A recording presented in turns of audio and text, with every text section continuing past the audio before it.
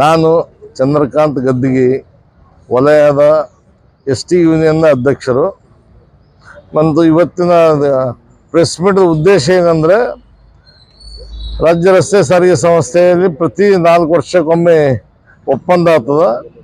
ಆದರೆ 2020ರಿಂದ 24ವರೆಗೆ ಏನಾಯಿತು ಮತ್ತು 1/1/24ರಿಂದ ಪ್ರಾರಂಭ ಆಗಬೇಕಾಯಿತು.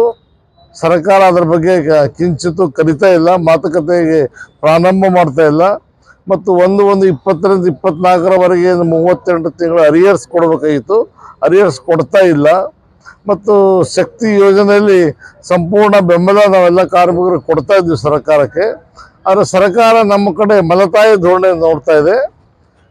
ರಾಜ್ಯ ಸರ್ಕಾರಿ ನೌಕರರ ಬರೀ ಒಂದೇ ಒಂದು ಸ್ಟೇಟ್ಮೆಂಟಿಗೆ 7ನೇ ವೇತನ ಆಯೋಗ ಒಪ್ಕೊಂಡಿತು ಸರ್ಕಾರ. ಆದರೆ ನಮ್ಮ ಬಗ್ಗೆ ಮಾತ್ರ ಮಲತಾಯಿ ಧೋರಣೆ ತೋರಿಸ್ತಾ ಇದೆ ಸರ್ಕಾರ. ಇದರ ಬಗ್ಗೆ ಮಾನ್ಯ ಮುಖ್ಯಮಂತ್ರಿಗಳಿಗೂ ಮತ್ತು ಸಾರಿಗೆ ಮಂತ್ರಿಗಳಿಗೂ ಮತ್ತು ಜಿಲ್ಲಾ ಉಸ್ತುವಾರಿ ಮಂತ್ರಿಗಳಿಗೂ ನಾವು ಎಚ್ಚರಿಕೆ ನೋಟಿಸ್ ಕೊಡ್ತಾ ಇದ್ದೀವಿ. ನಮ್ಮನ್ನು ಕರೆದು ಮಾತಾಡಿ ಈ ಕಾರ್ಮಿಕರ ಸಮಸ್ಯೆ ಬಗೆಹರಿಸಿ ಅಂತ ಅವ್ರನ್ನ ಕೇಳ್ಕೊತಾ ಇದ್ದೀವಿ. ಧರಣಿ ಮಾಡ್ತಾ ಇದ್ದೀವಿ. 27/8/2024ರಿಂದ ಕೇಂದ್ರ ಬಸ್ ನಿಲ್ದಾಣದಿಂದ ಕೊಠಾರಿ ಭವನವರೆಗೂ ನಾವು ಬೃಹತ್ ಮೆರವಣಿಗೆ ಹಾಕೊಂಡಿದ್ದೀವಿ. ಪ್ರಥಮ ಹಂತವಾಗಿ 28/8/2024 ಹುಬ್ಬಳ್ಳಿಯಲ್ಲಿ ಹಾಕೊಂಡಿದ್ದೆವು. 12/9/24 ಬೆಂಗಳೂರು ಫ್ರೀಡಂ ಪಾರ್ಕಲ್ಲಿ ಹಾಕೊಂಡಿದ್ದೆವು. 3 ಹಂತದ ಧರಣಿಯನ್ನು ಹಾಕೊಂಡಿದ್ದೆವು. ಈ 3 ಹಂತದ ಧರಣಿದೊಳಗೆ ಸರ್ಕಾರ ಯಾವ ರೀತಿ ನಡ್ಕೋತೋದು ಗೊತ್ತಿಲ್ಲ. ಅದ್ರ ಬಗ್ಗೆ ನಮ್ಮ ಉಸ್ತುವಾರಿ ಮಂತ್ರಿಗಳು ಪ್ರಮುಖ ಪಾತ್ರ ವಹಿಸ್ಬೇಕಂತ ಅವ್ರ ಕೇಳ್ತಾ ಇದ್ದೀವಿ. ಅವ್ರು ಬರ್ರಿ ನೋಡೋಣ ಮಾತಾಡೋಣ ಅಂತ ಹೇಳ್ತಾ ಇದ್ದಾರೆ. ಆದರೆ ಸರಿಯಾಗಿ ಟೈಮ್ ಸಿಗ್ತಾ ಇಲ್ಲ ಅವ್ರಿಗೆ. ನಮಗೆ ಭೇಟಿಯಾಗಿದ್ದು 2 ಸಲ ಭೇಟಿಯಾಗಿದ್ದು, ಟೈಮ್ ಕೊಡ್ತಾ ಇಲ್ಲ.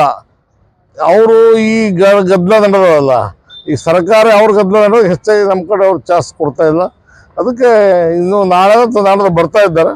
ಅದು ಕೇಳ್ಬೇಕು ಅವ್ರಿಗೆ. 27ನೇ ತಾರೀಕು ಒಂದು ಎಚ್ಚರಿಕೆ ಗಂಟೆಯಾಗಿ ಬೃಹತ್ ಮೆರವಣಿಗೆ ಹಾಕೊಂಡಿದ್ದು. 9 ಬಹಳ ಜನ ಸೇರ್ಬೋದು, 10,000 ಜನ ಸೇರ್ಬೋದು. ಇಲ್ಲಿ 22ನೇ ತಾರೀಕರ 1,000 ಮಂದಿ ಕೆಳಗರ ಆಗಲ್ಲ. 1,000 1,500 ಜನ ಕೂಡಿಸ್ತೀವಿ ನಾವು 9 ಡಿವಿಷನ್ದವರು. ಅಲ್ಲಿ ರಾಜ್ಯ ಮಟ್ಟದ ಇದೆ. ಡಾಕ್ಟರ್ ಶರ್ಮಾಜಿ ಅಂತ ಇದ್ದಾರೆ ಹುಬ್ಬಳ್ಳಿ, ಅನಂತ ಸುಬ್ಬರಾವ್ ಅಂತಿದ್ದಾರೆ. 5 ಸಂಘಟನೆಗಳು ಕಲಿತು ಅಲ್ಲಿ ಬೃಹತ್ ಒಂದು ಮೆರವಣಿಗೆ ಹಾಕೊಂಡಿದ್ದು. ಎಲ್ಲಿ ಏನಾಗ್ತದೋ ಗೊತ್ತಿಲ್ಲ. ಸರ್ಕಾರ ಹೊಣೆಗಾರಲ್ಲ, ನಾವಲ್ಲ.